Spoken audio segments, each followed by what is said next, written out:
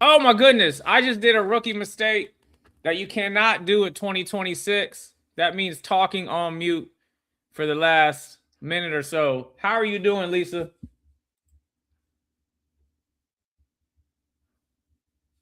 Oh, Lisa, you're on mute as well.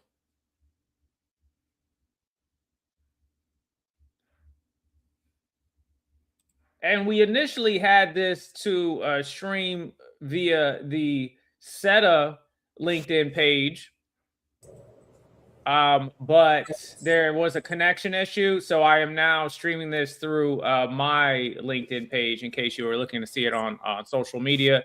If you're in the chat, go ahead and tell us where you're from, how cold is it, how your Monday is treating you. Tell us where you're at right now. Lisa, do we have you?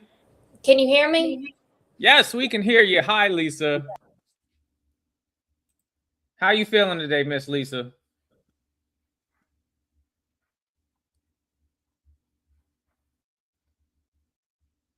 Oh, we lost you again, Lisa.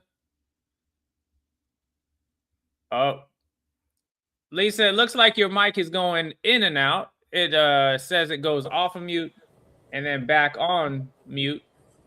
Something's going on with my computer, but sorry about that. Something's wrong with our internet. But no, the weather's great here. It's actually the temperatures have been going up and down. So I got you. Temperature's going up and down, and that microphone's going up and down, Lisa, because we lost you. We lost you mid sentence. Why don't you go ahead and exit out and then come back in while we're letting everybody roll in? Teresa, 24 degrees feels like 11. Where in Michigan are you at, Teresa?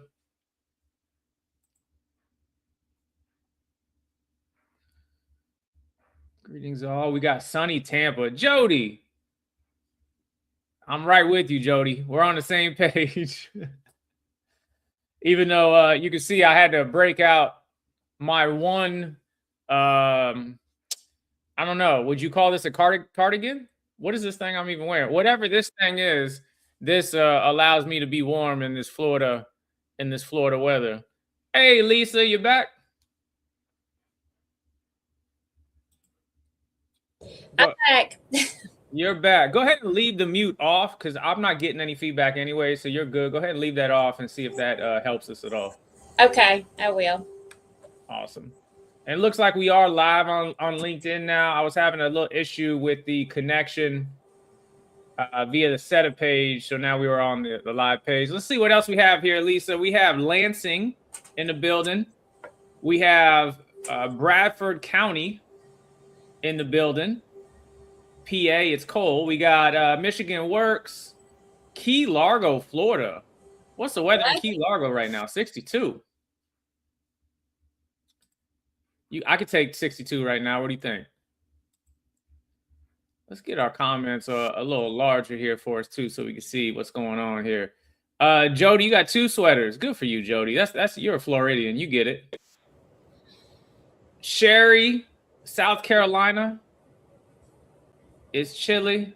Danielle, -3. Where are you at, Danielle? Where is Danielle at -3? Goodness gracious. Lisa, what would you do on a -3 day? Not go outside. Not go outside. Have to call in sick. That's not what we want to do. No, bundle up. Oh my goodness. So I have 12:05. We have a free workshop, free webinar for you in preparation of the SETA conference in Orlando next week. Registration online is closed, but you can register on site if you still want to go. So if you're somewhere where it's cold and you're like, hey, I'd like to get a little warmer, come to Orlando and join us for SETA. We have an incredible lineup. We have 2 panels. They have me doing a pre-con and like 45 million other things. So if you're a fan of some of the stuff I do, you can be overwhelmed with it at the conference, I suppose. And then Lisa, you want to introduce them to who you are and what you do and your role at SETA? Yes. Okay. So I am Lisa Thomas. I'm the treasurer, and then my regular job. I work for Southwest Alabama Partnership for Training and Employment, which is in Mobile, Alabama, and I am the vice president of finance for that organization. So, thank y'all all for joining us, and I hope you're going to join us at SETA. It is, and if you have not been to a SETA conference, it is a great conference. And being in Orlando, you're going to have a great time. I love it. And then what just I want to get this stream over on the SETA page as well. So can you let me know, Lisa, what can people expect at a SETA conference? You know, we hear about conferences, we hear about networking. What kind of stuff can they expect to happen if they attend with us? So, if you've never been before, the first time I went, I guess it's been, I don't know, almost 12 years ago. SETA was one of the best conferences that I had ever attended, and I wanted to be a part of it. So that's why I became the treasurer. I got to network with people. I got to meet people. Being in finance, I got to meet program people. I got to see it also from that side of it. I got to attend different things. People, it was very interesting because a lot of the problems and challenges that I deal with at work, some of the same people from other states deal with the same issues. So we talked about them. Even outside of the workshops, we became friends. So there are people that I see that I'm still friends with. And when I go home, I still connect with those people. And some of them I use as a good resource and call them and say, hey, I've got this going on. What did you do in this situation? And they give me a lot of insight. So we feed off of each other. So you'll experience that as well as having a great time being at a great location, great food. There's lots of always good food at SETA. Our organizers, they put on an amazing job and really know how to host people and make them feel like family. I love it. I agree. And right now it looks like we have about 25 people in our webinar. And then we're also streaming via X, YouTube, Facebook, and LinkedIn. So thank you for everybody joining us. Let's get this thing started. As someone who's ever participated in a webinar workshop with me, I like communication. I like back and forth. So in that chat, do not be a stranger. Participate, answer questions. Let's have a conversation. And then Lisa is going to help me with this. So let's talk about active listening. In the chat, give me, and let me make these a little larger so we can see our feedback here. Let's go wide right there for now. In the chat, what does it mean to be an active listener? Let me ask you this. What is one thing you need to be an active listener? There's a bunch of different skills that go with communicating. What's one thing you need to be an active listener? Tell me in the chat. And then Lisa, what do you think? What's the one characteristic thing you need to be an active listener? One characteristic, I always try to, when I'm trying to hear what someone has to say, or if they have a problem or an issue, I try to really relate. Sometimes you can relate. It might be a direct relation that you have with the problem they're experiencing, or it might be something that you have had a family member experience, or it might be something close. And I try to feel what they're feeling and put myself in their position and then try to help. How would I want to be treated in that situation? If I was walking through the door and sitting down and wanting something and wanting to look for employment or wanting someone to help me, how would I want to feel? That's the main thing that I do. I agree. And in our chat there, Allison says be present, which I think is an underrated suggestion, because with so much for us that wants to get our attention and so many things that are battling for our attention, can you truly be present for someone when you're interacting with them? Or are you thinking about your grocery list or your lunch break or your unread emails or the Orlando conference? Steven is focused on Orlando being too cold, apparently, because he's a born and raised Floridian like me. I don't know. There's a lot going on, but can you be present? Jody says an open ears, open heart is very big. Steven says 2 ears and a mouth. Yeah, you know what?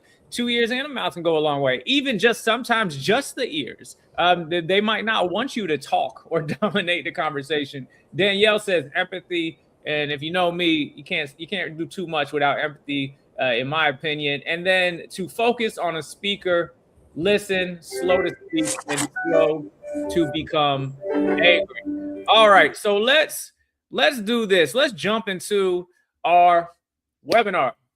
I'm gonna move fast. I'm gonna move quick, and I am gonna rely on your feedback in the chat for this conversation. So let's move these comments down a little bit so we can see on our screen. All right, 2 questions to remember when active listening. Lisa, I have 2 here that if everything I say, you're like, I don't know about this guy. I'll see him in Orlando, but I'm not a fan of him virtually. But if 2 things you take away from this webinar, these are the ones that stand out to me. And the first one is asking when you're active listening or when you're engaging with someone, what is my goal? What am I trying to accomplish by engaging in this conversation, being a listener with this person? So to the chat, what do you think is the purpose of asking yourself, what is my goal? And then Lisa, what do you think when I say that? What do you think I'm getting at? If you and I engage in a conversation, if a participant or a student comes to the center, why might it be important to say, all right, what is my goal when I engage this customer? What is my goal when I engage this participant? Why might that be important to the active listening space? Well, I think that people, when you say, what is my goal? I think that's a great way to look at how to help people, because I think people like to help people. So it makes you feel good. I think about even yourself when somebody walks away and says, God, that person helped me with this challenge, or I've got some reason to go on now. I've got some reason to move on. I mean, you don't know when you talk to somebody, if they're really struggling about something, you might give them a bright light of they might be just having a bad day, and you gave them an avenue to look forward. So I think that is a good goal that I do when I try to help somebody, and I don't try to make it complicated. I try to make it easy. So here's the process. Here's how you can do it, and let's not complicate it. I like it. Yeah, and we really have to ask ourselves is, okay, in this interaction, is my goal here for them to create a culture where they feel respected? Is my goal here to establish rapport, trust? Is it my goal here to give advice that they'll take? Is my goal here to set ground rules and expectations? All of these different types of goals influence your communication style or your communication approach. And then the other thing about asking what your goal is, it allows you to be intentional in the moment if you get away from it. In other words, if my goal is to create a culture of collaboration with you, to make you feel heard, and then I find myself dominating the conversation, or I find my mind going elsewhere, I'm going to be more likely to be able to self-adjust if what I'm doing in this moment does not align with the goal I set out for this moment. So you're just being real intentional and honest with yourself is, all right, what am I trying to accomplish? Why am I engaging this person, and why am I committed to listening to them? And then the second question, which sometimes we overlook because we get too caught up in what our goal is what do they need from me? Wait a minute, what do they need in this moment? And when I say this, tell me in the chat, why do you think this might be important to consider what that person needs in that moment when engaging with them, when active listening? How might it affect the conversation if their need doesn't match the way I'm communicating? What are your initial thoughts on that, Lisa, as far as you have a participant or a customer you're interacting with? How might it affect your communication style, assessing, well, what do they actually need in this moment? Well, I think that when somebody sits down with you, they're probably going to tell you their need. You may have to get it out of them, but you're going to get it because that's going to be something that they repeat, I think, in the conversation. I need more money. I'm looking for a better opportunity. It'll be something that is all in relation to the big need that they want from you. So I think that if you focus on that one thing that they're kind of trying to tell you that they need, and how can we get from A to B, I think that is a big thing. If you just try to focus on the big picture of it without going into a whole realm of things that really complicates their mind, and you keep it simple. how to get them from one place to another. Absolutely. Yeah, in this moment, does this person need me to listen?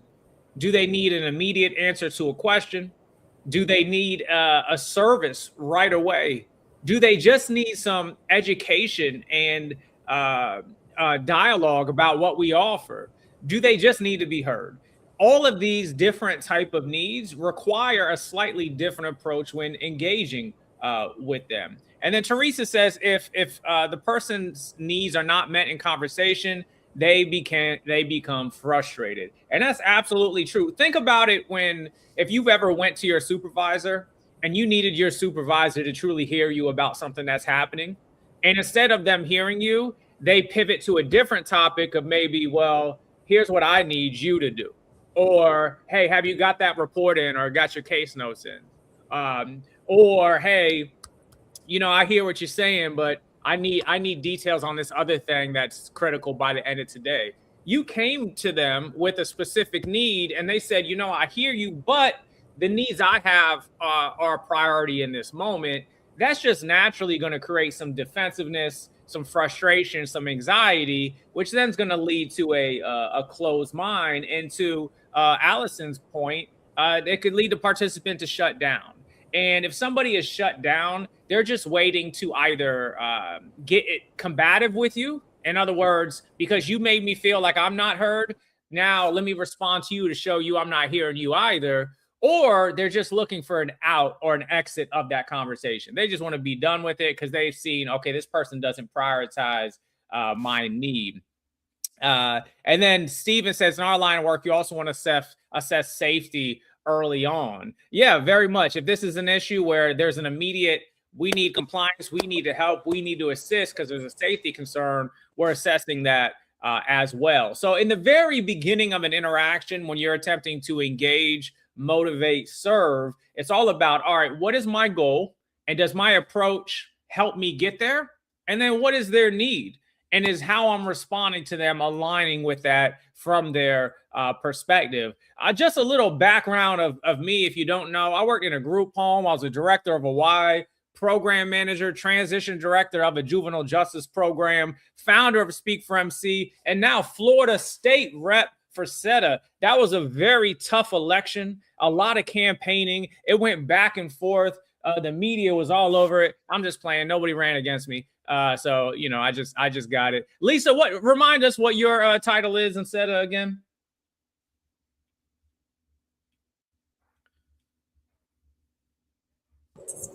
We have terrible internet here. I said I'm the treasurer. The treasurer. Did you have to run against anybody, Lisa?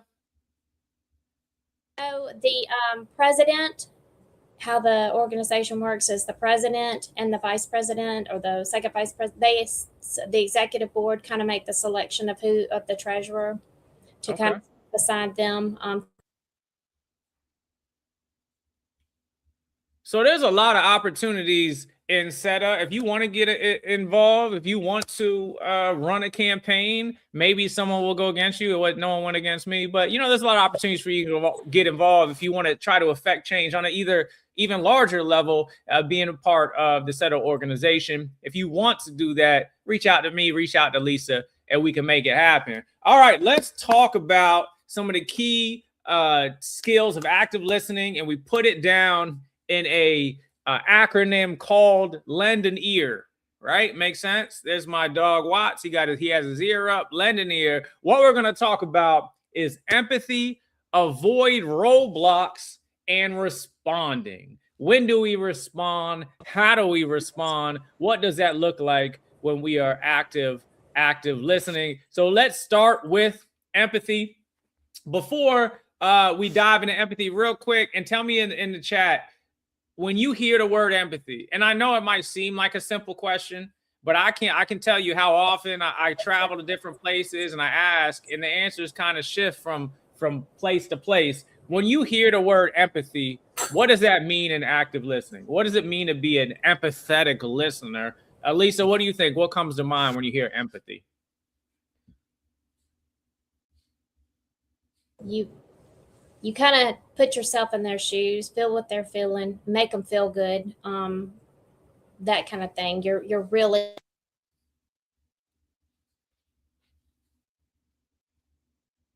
I like that. You put yourself in their shoes. You try to see their perspective. And tell me in the chat, why does that matter? Like, why does it matter if you can put yourself in their shoes? In need, it helps others. Yes. Empathy could also mean being compassionate. Siobhan says the ability to be in tune with the person's thoughts and feelings is really important. Absolutely. I like all of that. So if you don't know, empathy, it has been a foundational component of a lot of evidence-based practices and a lot of studies. And the main reason for that is they found out that when someone interacts with an empathetic, non-judgmental listener, it reduces defensiveness and it reduces anxiety. So think about it like when you're communicating with someone, especially about a topic that might be vulnerable, how you are receiving them in that conversation impacts how much more you're going to engage with it, right? If I feel in that moment that as I'm talking and as I'm sharing, you're judging me, that's going to give me the cue to be like, oh, wait a minute. I feel judged. I wonder why they're judging me. Are they going to share this information elsewhere? Are they going to now try to debate or argue with me or put me in a box? You know what? I'm just going to stop talking. Whereas empathy creates an interaction that says, I'm willing to hear you without judgment. And by the way, when you're listening without judgment, that does not mean that you condone their behavior.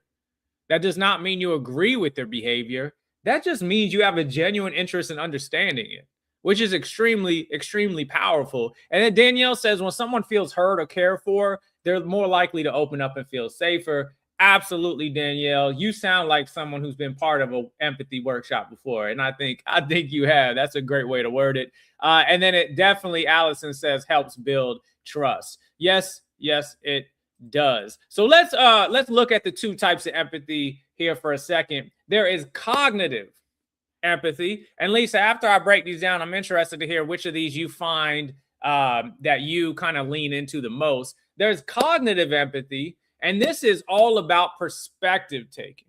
This is when someone just wants to feel heard and you truly care about their worldview, because everybody is the main character of their own movie. Everybody sees the world a very specific way. When you practice cognitive empathy, you're saying my main priority, my main goal, going back to our initial question, is to try to see the world from your lens, to try to see the world from your angle, to try to understand what led you to behave in the way you did or make the choices that you did. So cognitive empathy is primarily about perspective taking. Now, Lisa, to have empathy on a cognitive level, it does require us to do something that could be very hard for people. Any guesses what that might be? And then I open that to the chat too. Why do you think cognitive empathy is sometimes hard for people? What could make this challenging? What do you think, Lisa?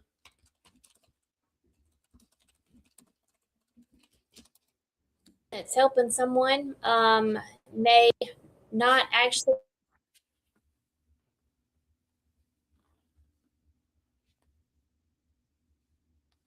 Uh-oh, we lost you there. We lost you there, Miss Lisa. No worries. But I think I know where you're going. You said in order to practice cognitive empathy, you have to have a desire to help someone, but also that desire to help them has to supersede your need in that moment. In other words, if they're the main character in the movie, that means you are too, but your movie doesn't matter in that moment.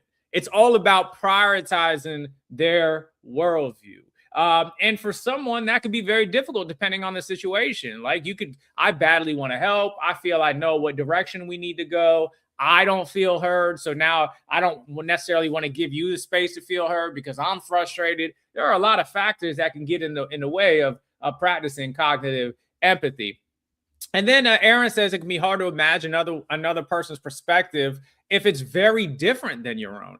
That is 100% true. Thank you for seeing that, Aaron. Sometimes we'll see behaviors or hear stories that we just think, I can't even wrap my brain around why someone would do that, or how someone could live that way, or why someone would make that choice. I don't get it. It makes no sense, right? We have this thought in our mind, which is very normal.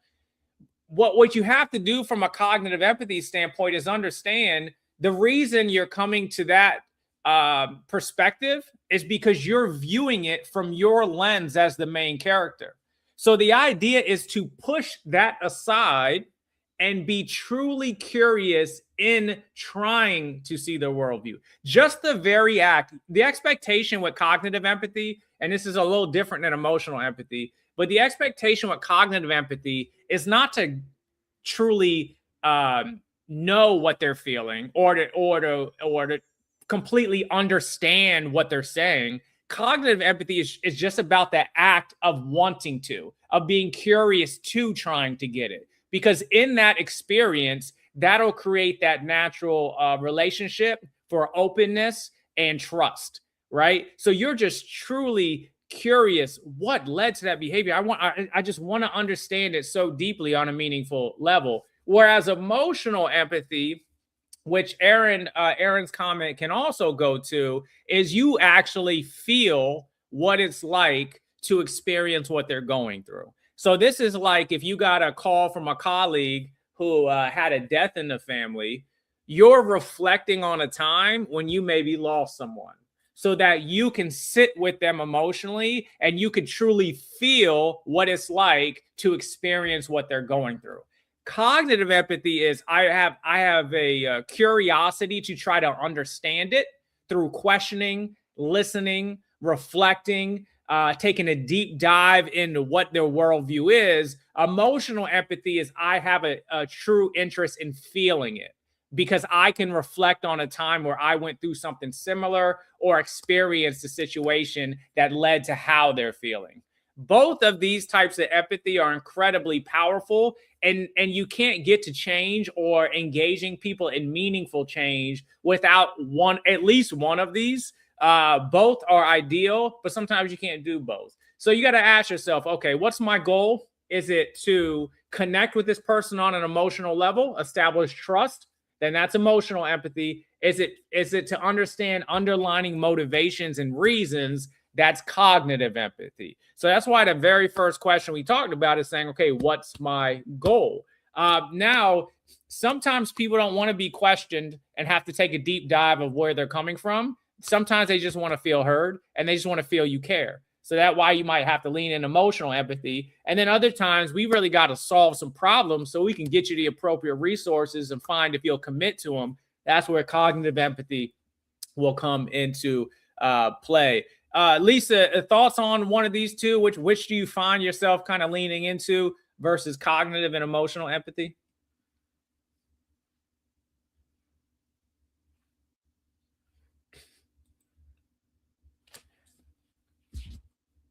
Oh, and the one you might be leaning into, Lisa, right now is emotional empathy with frustration of your microphone not working. And I have been there before, so I can emotionally empathize with you. No worries. Just you being here with me so I don't feel like I'm talking to myself is helping me. So keep messing around with it. If you want to go off of mute at times just to see if it's working, let's make it happen. So the very first one is emotional cognitive empathy. For the chat, which of these two types of empathy do you find yourself using the most? Which of these two types of empathy do you use in the workplace? I'm putting this in the chat too. So out of the cognitive and emotional empathy, what has the more prominent role in you, with you when helping other people? This is a question for the chat. Let me know.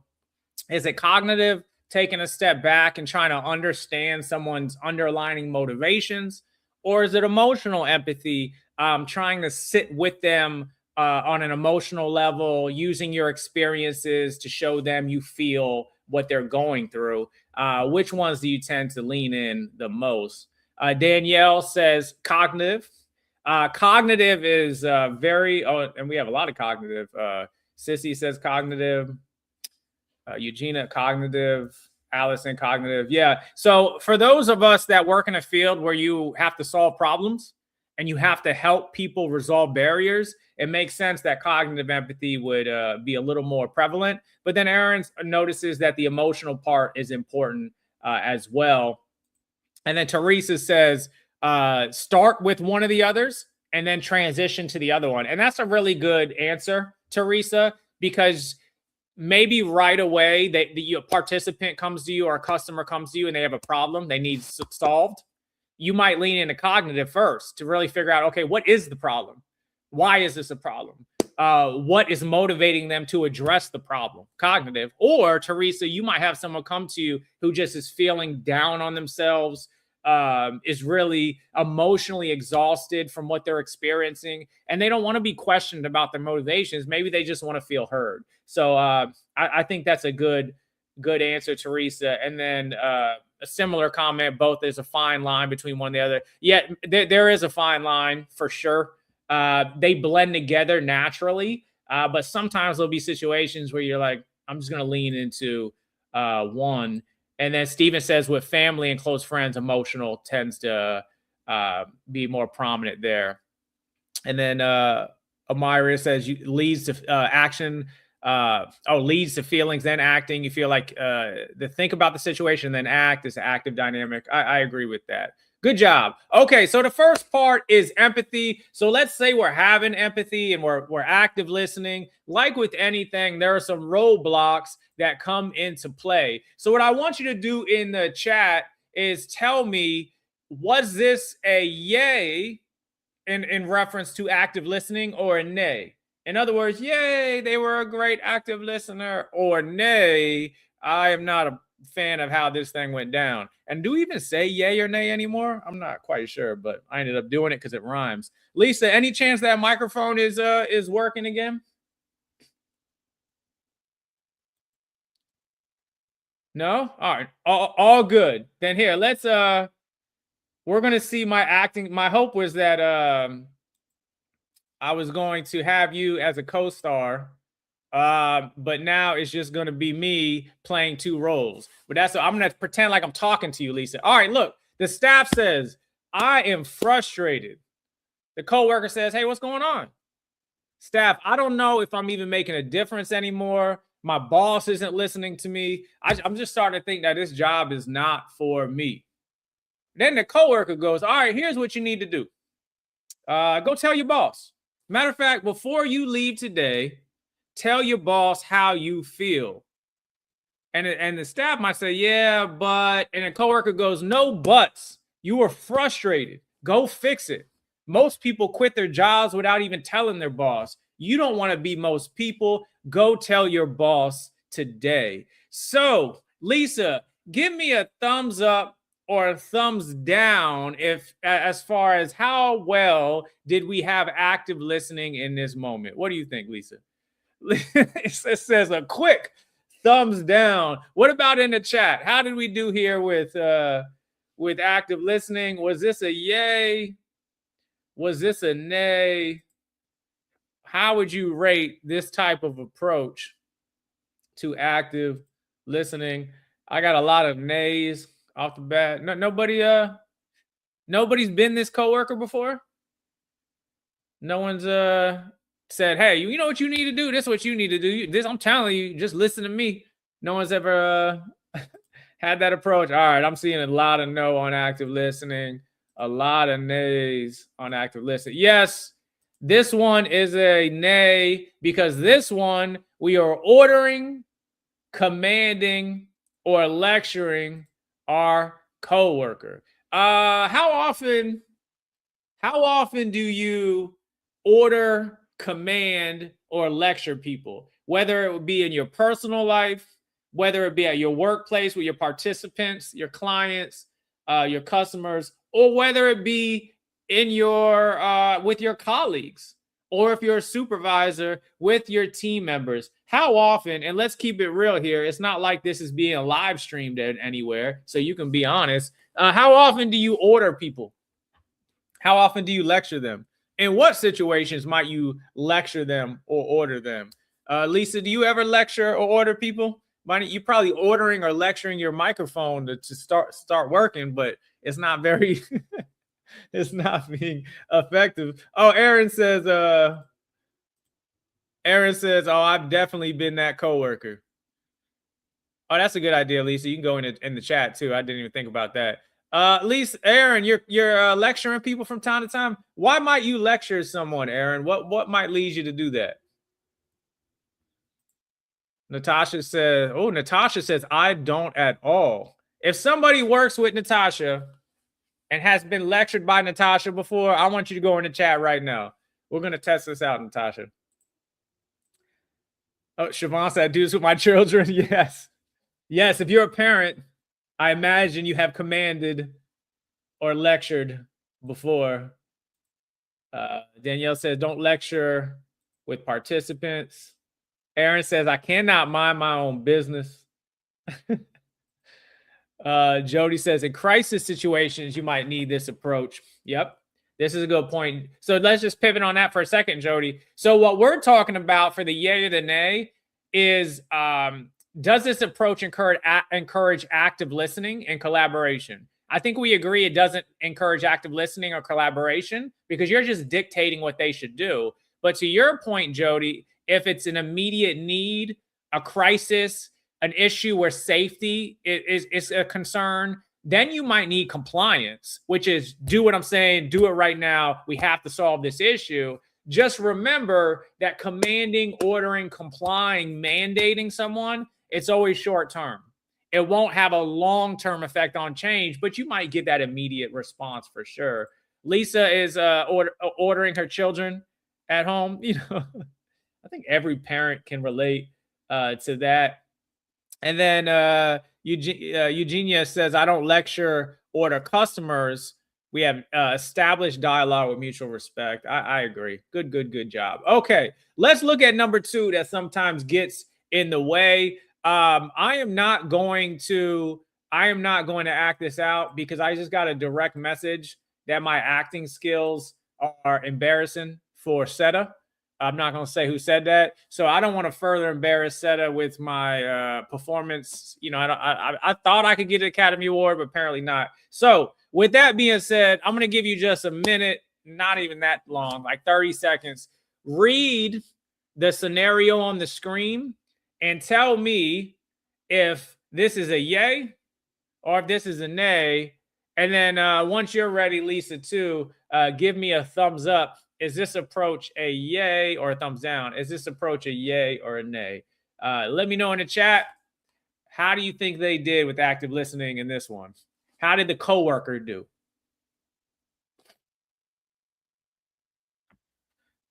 All right, we got some votes coming in. Nay. Lisa, are you a thumbs up or a thumbs down? You're a thumbs up. Oh, Lisa likes this approach. Okay. Let's say Aaron is a nay.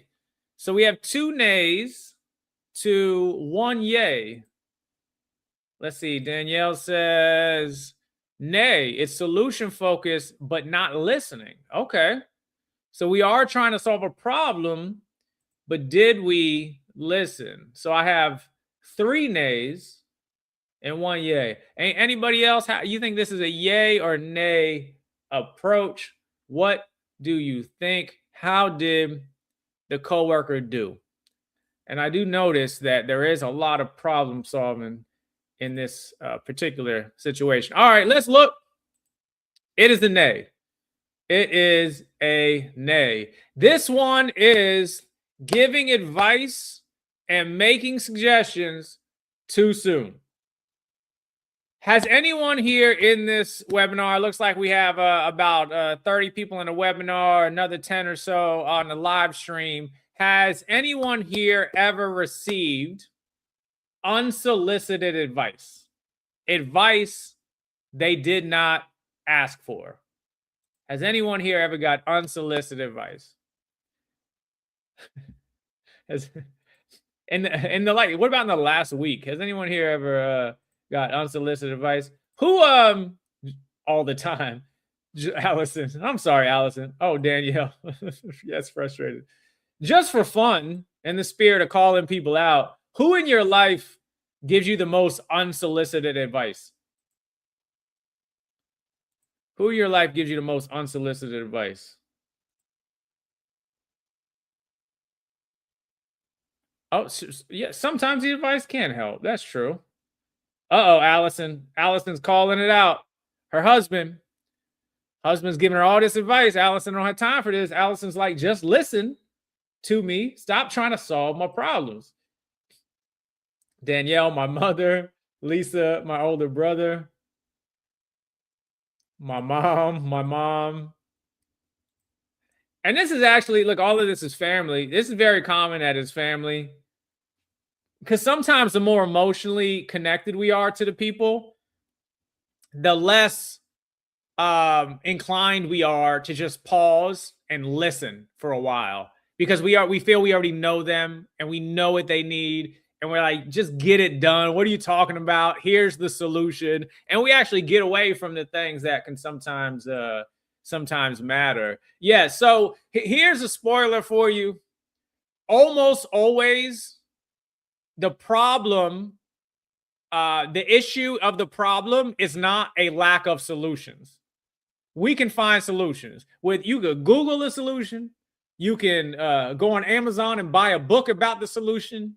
You can use AI to get 45,000 solutions in 10 seconds now these days, right? Often it's not the solution, it's the drive, the motivation, the belief that you can carry out the solution. And that's a whole nother issue. And the only way to truly figure out how to solve that is to prioritize listening and understanding first. So I am not in this webinar telling you to not give advice to people.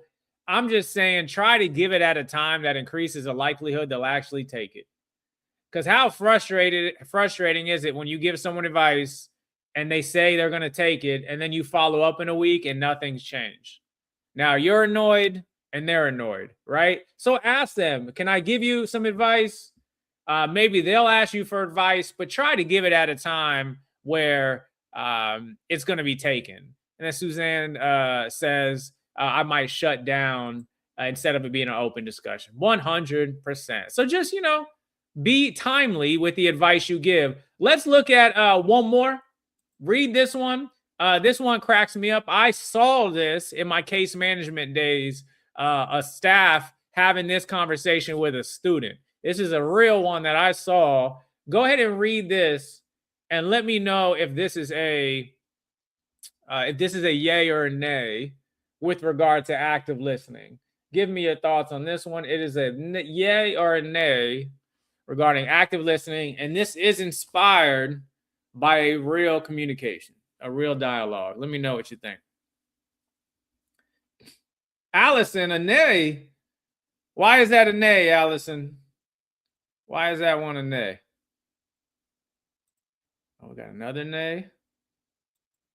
Why is that a nay, Danielle? Another nay. Another nay. Another one. Okay. Allison says, the student wasn't asking for the facts. I don't want your facts. All right, I got all nays on here. Yes. Have you ever tried this approach, Lisa? Let me show you all the data of why the way you feel, you should not feel the way you feel. That usually doesn't work. I don't know if it was Lisa or Allison saying your husband's always giving you advice. Yeah, so if I feel a certain way and you want to logically explain why I should not feel that way, now you're gonna have to logically explain why I shouldn't be angry at you for giving me advice I didn't want, right? This one right here is when we respond to emotion with logic. There is a saying that you cannot emotionally you cannot logically connect with an emotional response. The only way you can connect with an emotional response is by connecting directly with that emotion. Danielle says direct and negative comments, cutting their dreams off could be a problem. Yep. Pushing buttons hurt right out the gate. Yep. Natasha says he didn't ask the child's thoughts as to why and what might have inspired them to want to be a rapper. Never asked about their feelings. Yeah, for those that consider themselves logical thinkers, you hear a problem, you hear something somebody's going through, and immediately in your brain, you're like, wait a minute, that doesn't make sense, or that's not true, or that's easy to fix. And then you want to present a logical response on why they should see it how you see it. But if I'm emotional, if I'm feeling a certain way, the problem with using logic is feelings are not logical. Feelings are subjective. Feelings are mine and mine alone.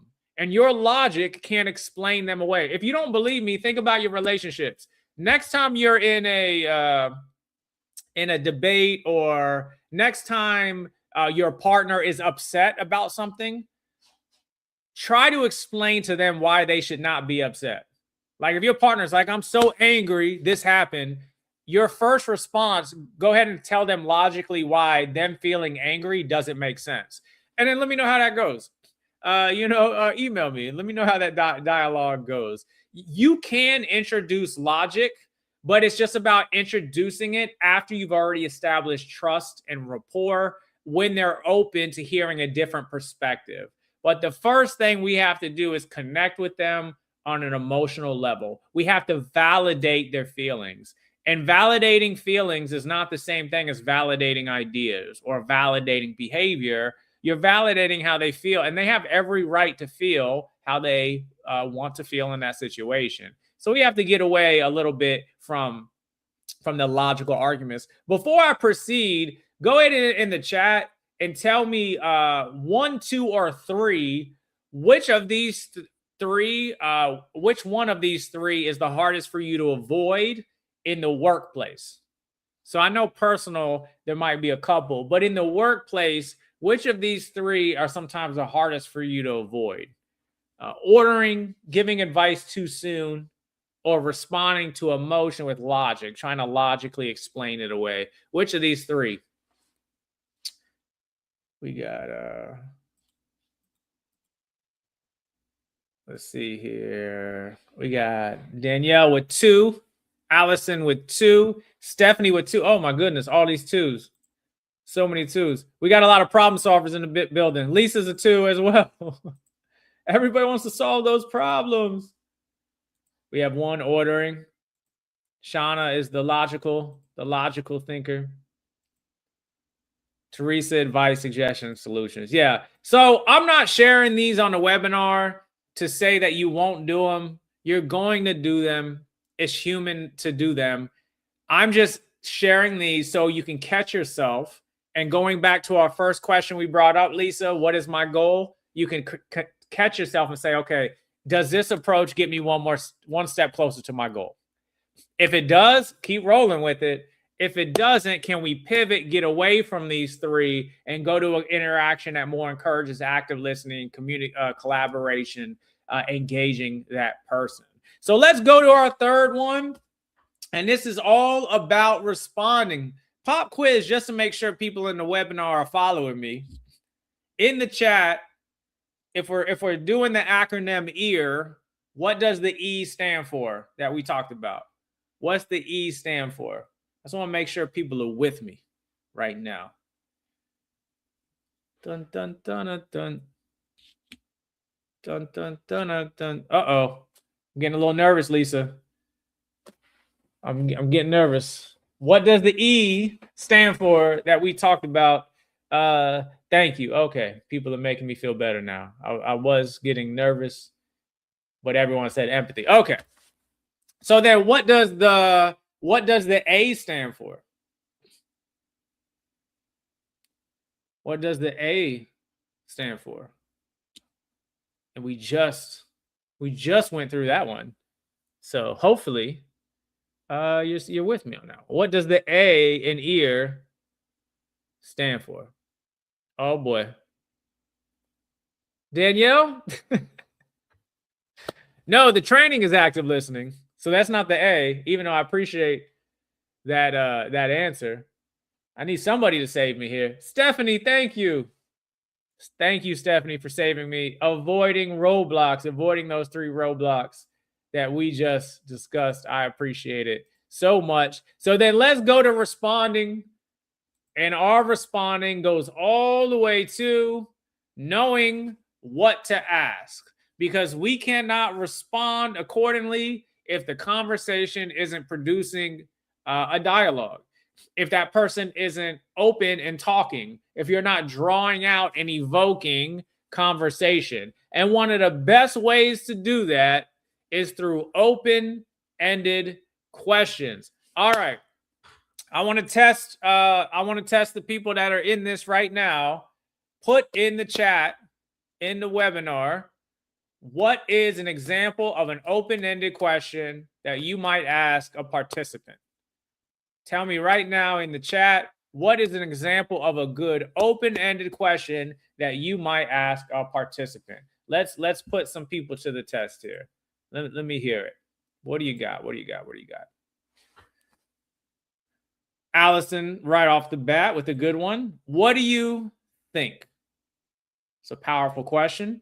Do you want a job versus what do you think about pursuing employment? These are two very different questions. What else we got? We have how do you study? What are your studying habits? This is a very good open-ended question as well. Lisa says, where do you see yourself in a year? That's a very powerful question that can drive thinking. If a year is too far, where do you see yourself at the end of this program? Where do you see yourself in a week? Maybe you got to simplify it. That's a really good question. What way do you think it should be done? What is your plan? How can I support? Yes, the purpose of an open-ended question is to tell the person your worldview, your perspective, and your answer is my priority. It's not answer in a way I want you to. It's not leading you in a certain direction. It's not picking from one of the answers I think you should choose. It's saying, I am giving you this question like a gift and saying, you can respond to it in any way you want. It is the most powerful way to hand over the reins of a conversation and truly active listen with someone. Now, when you ask a good open-ended question, in the beginning, they still might not talk a lot, or they might be hesitant to ask. That's because they're probably sizing you up and trying to determine, do you really care about the answer? Because some people can ask a good open-ended question, but they're not too invested in the answer. They're just trying to listen for certain things that they already believe to be true. When you're asking a true open-ended question, it's because you are genuinely curious with their worldview. As Stephen did another open-ended question prompt that I use quite a bit. Yeah, help me understand.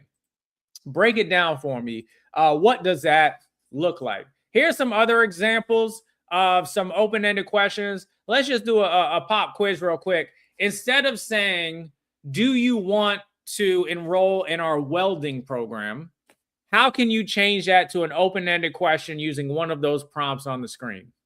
So go in the chat for me. Instead of saying, do you want to enroll in our trade program, in our welding program, in our carpentry program, how can you make that an open-ended question instead? And you can use one of the prompts that you see on your screen. How can you do it? Go ahead and change that closed-ended question to me, for me. What do you think? Do you want to enroll in our trade program? What can you do? Danielle, what do you think about enrolling? Yes, it's a very, very different question. Do you want to? Sure. What do you think? It's not really for me, but I'll do it because I think I have to. Like, these are very different insights into the person's worldview. How do you feel about exploring the webbing program? Really good one. You're tapping into that emotional component to understand, okay, what's their mindset? Is it creating anxiety? Are they excited? Are they motivated? All these things matter. What have you thought about enrolling? That's a very good one too. Hey, what are your thoughts on, enrolling in our program? What are your thoughts on what it's going to take to get it done? What made you even think about being here today? Why are you considering it? All good. What are your views about joining our trade programs? These are all such important programs or important questions. And you might think, well, these these questions are too nuanced or they'll give me too vague answers. When you ask these type of questions, you'll start to learn more about their worldview, their perspective. And not only will you start to learn, they'll start to learn and they'll assess, wait a minute, is this the direction I want to go? Which is very critical to learn that early on as opposed to a month after. And then now we're having to circle back and find out, why aren't they engaged in this process? And another one is tell me more about your plan to become an electrician. That's a good one too. I want to be an electrician. Instead of saying, awesome, let's get you in the program, tell me more about your plan to be an electrician. When you hear electrician, what do you think that means? When did you first start thinking that becoming an electrician could be a career path for you? All of these questions are going to give you so much more insight, give them insight, and increase the probability that we have thought through the areas we need to think through to encourage this thing to be successful. So open-ended questions are extremely, extremely powerful. What I'm going to do is send out a cheat sheet on these for you. Since we're already at 12:57, I'm going to send everyone a cheat sheet. And then at the SETA conference, I'm bringing a bunch of cheat sheets and handouts as well. Just a bunch of freebies that all have to do with engagement and influence and change. I'm also doing a pre-con where I'm going to give away a bunch of stuff. Real quick, in the spirit of active listening, I added this at the last second, Lisa, because someone had a discussion with me the other day about email etiquette. Let's just look at some active listening email etiquette tips. 1, do not send emails or texts when emotionally heightened.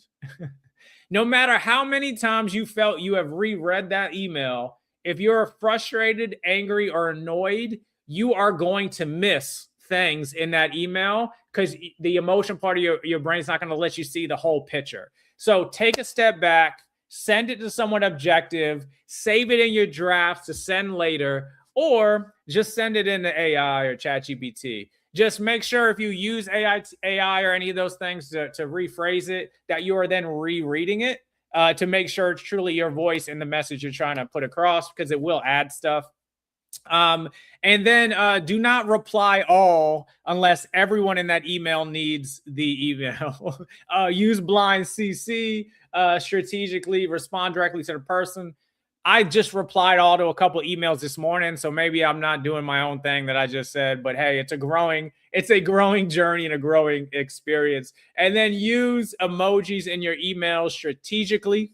If it's 45 exclamation points and then 6 smiley faces, and then when the person sees you, you're angry, it's just going to be confusing in the way we're communicating. So use those things strategically. But if you do want to control the narrative a little bit in the email to make sure, hey, I'm not upset, here's a little smiley, that's fine too. Just a couple email tips to keep in mind. All right, active listening in an hour.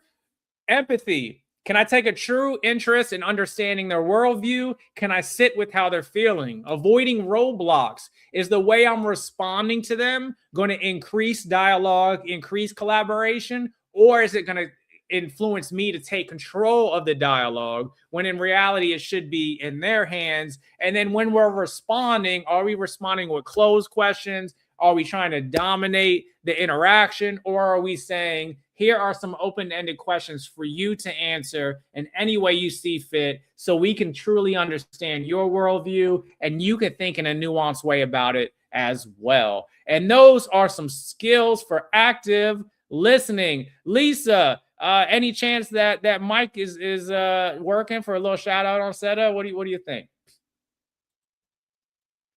No, it's all good, Lisa. I just appreciated you to be here with me in spirit. So again, I could stare at someone else instead of just staring at myself. Before we wrap up for our lunch active listening webinar, what questions or thoughts on the things we discussed do you have for me?